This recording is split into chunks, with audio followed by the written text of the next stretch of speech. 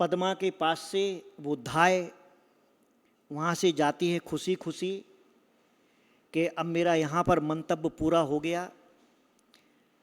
और उधर मंत्री जो था उग्रसेन यानी कडारपिंग का पिता, ये राजा को वहाँ पे पढ़ा रहा था, ये राजा को वहाँ सिखा रहा था राजमहल में कि ऐसे पक्षी होते हैं, ऐसे पक्षी होते हैं, ऐसे पक्षी बोलते हैं, इस प्रकार के पक्षी होते, रंगीन पक्षी होते। पक्षियों के बारे में बहुत दिन से चर्चा करते करते एक दिन बोला कि देखो राजन, जिसके राजमहल में किंजल्प नाम का पक्षी होता, कौन सा किंजल्प नाम का पक्षी होता है, उसके राज्य में खूब वृद्धि होती है, शत्रु उसके नष्ट हो जाते हैं अपने आप। वो किंजल पक्षी का ऐसा प्रभाव होता है, शत्रुओं से अपने आप बचाव हो जाता है। तो राजा बोला कि भैया यह पक्षी कहाँ होता, हम तो पहली बार नाम सुन रहे। तो उग्रसेन मंत्री बोलता है कि ये पक्षी हिमालय में होता है, हिमालय की रत्न शिखंड गुफा में होता है। एक बार मैं और पुष्य दोनों घूमने गए थे और हम लोगों ने वहाँ पर गुफा में पक्षी देखा है। वहाँ पर ऐसे और भी पक्षी होते हैं और वो पक्षी जो है ना वो मनुष्यों के जैसे लगता है और रंग बिरंगा होता है। तो ये राजा बोला है कि भैया ये बताओ कि वो पक्षी को मैं कैसे देख सकता हूं। तो ये उग्रसेन बोला कि देखो ऐसा है कि उस पक्षी के बारे में मैं और पुष्य जानते हैं, तो आप बोलो तो हम में से कोई एक वहां जाकर के और पक्षी को ले आता है। तो ये राजा बोलता है कि तुम एक काम करो, तुम तो मंत्री हो, उसको पुरोहित को भेज दो, राज पुरोहित के लिए किंजल पक्षी लाने के लिए। अभी तो यही चाहता था, ये बोला हाँ ये आपने राजन सही निर्णय लिया है, मैं भी यही सोच रहा था कि मैं तो थोड़ी अवस्था मेरी हो गई, मैं तो थक सा गया हूँ, तुम उसको भेज दो किंजल पक्षी लाने के लिए, पुष्य के लिए। तो राजा बोलता ठीक है उनको बोल दो, पुष्य को बुला के बोलता कि जाओ तुम हिमालय जाओ और ऐसा ऐसा पक्षी लेके आओ। अब मंत्री बोलता कि भैया उनकी 6 महीने की यात्रा का वो है, तो इनकी व्यवस्था कर दो, सामान सामग्री संपत्ति जो जो रास्ते के लिए सामान लगना सब दे दो। तो ये बोले ठीक है, राजन बोल दिया ठीक है कर दो व्यवस्था। अब ये पुष्य घर पे आता है और घर पे आकर के ऐसी जाने की तैयारी करने लगता है। तो ये पद्मा पूछती है ये असमय में कोई ऐसा कोई प्रसंग नहीं कहीं युद्ध को जाना या कहीं पर, ये अचानक तुम जाने की तैयारी क्या कर रहे हो। तो वो बता देता कि भाई वो मंत्री ने बोला है कि हिमालय जाना है और वहाँ से वो किंजल पक्षी लाना, एक बड़ा रंगीन पक्षी होता मनुष्य के जैसा, वो लाने के लिए। तो पद्मा बोलती है उसकी पत्नी कि सुनो ये सब उग्रसेन मंत्री का कपट जाल है, और वो बताती है कि ऐसा ऐसा उसकी योजना है, वो सब बता देती है। तो फिर ये बोलता है पुष्य कि भाई मैं क्या करूं, अब राजा को तो बोल के आए हैं कि हिमालय जाना और पक्षी लाना है। तो बोले कोई बात नहीं है, तुम एक काम करो, सबके सामने दिन में जाओ यहाँ से हिमालय जाने के लिए और रात में चुपचाप लौट के आ जाओ, और घर में एक जगह तुम छिप जाओ जिसको किसी को पता ना चले कि तुम गए हो कि लौटे हो। ये बोलता ठीक है। तो बोले और क्या करना, बोले बाकी का क्या काम करना वो सब हम करेंगे अभी।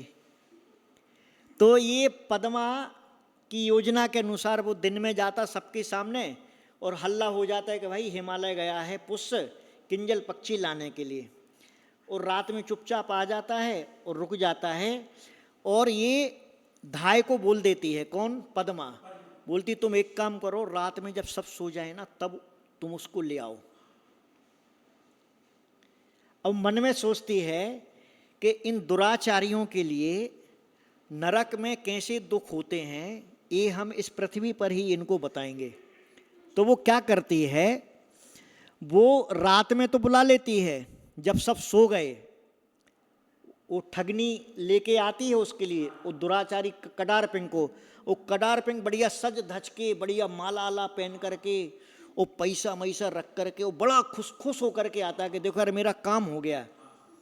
और इसको बहुत बोलता है कि तुमने देखो मेरा इतना बड़ा काम कर दिया जो असंभव था, ऐसा वैसा। और देखो अभी उसके पति को भी बाहर भेज दिया है, अब तो अपन स्वतंत्र हो गए हैं। ऐसा खूब मंसूबे सजा के आता है। और ये क्या करती है पद्मा, एक अपने घर में बहुत बड़ा गड्ढा खुदवाती है दिन में, और उसके ऊपर बिना बुनी हुई खाट रख देती है, उस पे अच्छे चद्दर वगैरह, अच्छे कपड़े, तकिया वगैरह सब रख देती है। और वो सज धज के खड़ी हो जाती है पद्मा। और जैसे ही वो आता है, वो ठगनी उसको लेकर के और बोलती है कि आओ तुम लोग इस पर विराजमान हो, और फिर अपन इसके बाद में जो बात करना है अपन बात करेंगे। और दोनों को खाट पे बिठालती और खाट में दोनों गड्ढे में गिर जाते। अब गड्ढे में गिर जाते, और गड्ढे में गिर जाते तो वो गड्ढे में से बाहर नहीं निकल सकते बिना किसी सहारे के। एक खाट वहाँ से हटा देती है, और उसके बाद में 6 महीने तक दोनों उसी गड्ढे में जूठा खाना उसको फेंक के खिलाती है। जूठा खाना। वे चिल्लाते हैं, अरे क्या हो गया, हमको ऐसा क्यों कर दिया, हमको निकाल दो, हम मंत्री के पुत्र हैं। वो ऐसी वो बोलती नहीं, तुम कुछ भी हो, तुमको तो एक खा के ही जिंदा रहना है। जूठा खाना। खाना जो है, खाने का नियम कौन सा था, जो खाना घर में बचा रहता था, खुद का और नौकर चाकरों का, सबका, वो बचा हुआ जूठा खाना उसके ऊपर फेंक देते थे। ऐसे नरक के जैसे एक गड्ढे में 6 महीने निकलवाए। हाँ, अब 6 महीने जब हो जाते हैं तो एक दिन वो पद्मा वो करते ना, डिंडोरी पीटते हैं, अनाउंसमेंट करते हैं, उससे नगर में वो करवा देते। कोई 4-5 दिन में पुष्प किंजल पक्षी को लेके आ रहा है हिमालय से। बहुत दूर है, बहुत दूर था, बोले 4-5 दिन में आने वाला हमारा पति किंजल पक्षी को लेकर के। अब एक दिन रात में अपने पति को उपवन भेजती, माने बगीचा, नगर के बाहर। और ये दिन में सब सहेलियों के साथ में, माने पति से मिलने को जाना है। हाँ, आने वाले हैं। तो बढ़िया सहेलियों के साथ में बन ठन के जाती है पति को लेने के लिए। और क्या करती है कि बड़े पिंजड़े में एक बड़ा पिंजड़ा बनवाती है। उस पिंजड़े में एक कडार पिंग के लिए, और वो जो तलेलता धाए थे उनकी अच्छी मुंडी करके, और फटे चिथे कपड़े पहना के, वो पूरा रंगीन चितकबरा करके, कहीं चोंच बना देती, कहीं पंख बना देती है, कहीं लाल, कहीं हरा, कहीं पीला, अधनंगा करके दोनों को। और अनेक प्रकार के कलर, मुंह पर अलग कलर, नाक पर अलग, आँख के अलग, बाल ऐसे खड़े, ऐसा सब करके वो दोनों को पिंजड़े में रखती है। वो पिंजड़ा देती किसको, अपने पति को, कि चलो अब अपन नगर में सवारी निकालते इनकी। और वहाँ से बाजे बजाते हुए राजमहल आते हैं। और वो उसमें ये बोला जाता है कि देखो ये हमारा पति किंजल पक्षी लाया है, देखो ये मनुष्य के जैसे दिख रहे, ये पक्षी है, और इसको जन्म देने वाली पक्षिणी भी साथ में आई है। दोनों को लाए, बोले हमारे पति जन्म देने वाली पक्षिणी को भी लाए और पक्षी को भी लाए। अब राजमहल में जाते हैं, और राजमहल में जाते अब राजा के सामने बोलते कि भाई वो आ गया है किंजल पक्षी और उसकी पक्षिणी। तो वो बेचारे चिल्लाते हैं, वो कडार पिंग। अब राजा ने तो आवाज बचपन से सुनी थी, तो बहुत देर तक ध्यान देते उसको समझ में आता कि ये तो कडार पिंग है। और बोले ये जो चिल्ला रही है, ये तो बड़े, ये तड़े लता है, बोले बहुत दिन से दिखे नहीं थे, ये कौन है। तो वो पुष्प बोलता देखो इनके बारे में हमसे भी ज़्यादा ये जो उग्रसेन मंत्री है ना, ये बता सकता है ये कौन है। तो फिर वो उग्रसेन मंत्री से पूछते हैं कि भाई ये क्या बात है, ये दोनों, ये एक कडार पिंग लग रहा और ये लग रही तड़े लता, तो ये हैं कौन।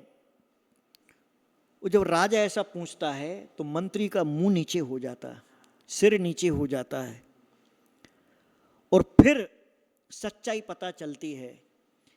फिर वो पुष्य पूरी सच्चाई बताता है कि क्या क्या हुआ है। राजा सुनकर के अचंभित होता है और पुष्य को शाबाशी देता है और फिर बोलता है कि तुम्हारी पत्नी को बुलाओ जिसने इस दुष्कृत्य की ऐसी सजा दी। उस पद्मा को बुलाया जाता राजसभा में, उस पद्मा का अच्छे से सिंहासन पर बिठाल करके सम्मान किया जाता है, उसको पारितोषक दिया जाता, पुरस्कार दिया जाता, वस्त्र अलंकार भेंट किए जाते, और सबके सामने ये बताया जाता है कि देखो अपने सील की रक्षा किस प्रकार से की जा सकती है। सील की रक्षा के साथ में दुराचारी क्या किस प्रकार से अपमान होता है, माने दुराचारी का इस जगत में भी कैसा अपमान होता है और परभव में भी क्या दशा होती होगी वो तो भगवान जाने अलग। तो ये बताने के लिए कि ब्रह्मचर्याणु जो अनुव्रत होता है वो गृहस्थ जो होता है किस प्रकार से अपने जीवन में इस ब्रह्मचर्य अनुव्रत का पालन करके और अपने जीवन में घर गृहस्थी को चलाते हुए भी वह आराम से धर्म का पालन करते हुए, भोगों का पालन करते हुए अपने जीवन को बड़ा ही आनंद पूर्वक बिता सकता है। और इस प्रकार का कृत्य करने वाले और इस प्रकार के कृत्यों में सम्मिलित जो लोग होते हैं उन्हें इस कथा से ही सीखना चाहिए कि यह कथा आपके जीवन में यह सिखाती है कि अगर इस प्रकार का दुष्कृत्य किया जाए तो इस लोक में किस प्रकार की हानि होती है और परलोक में व्यभिचारी नरक आदि के दुखों को प्राप्त करते हैं। अतः गृहस्थ भी ब्रह्मचर्य अनुव्रत का पालन करके अपने जीवन को धर्ममय